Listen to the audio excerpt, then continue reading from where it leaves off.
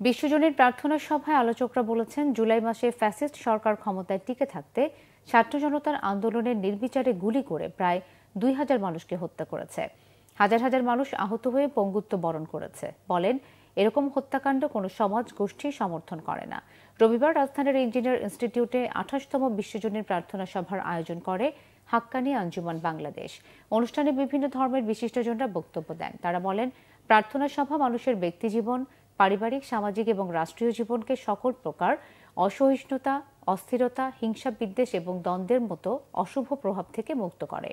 সকলের মধ্যে মানব কল্যাণের চেতনা, ঐক্য, শান্তি, সম্প্রীতি প্রতিষ্ঠায় নিঃসন্দেহে ভূমিকা রাখবে। বক্তারা বলেন, পৃথিবীর সকল ধর্মই শান্তি ও সম্প্রীতির কথা বলে।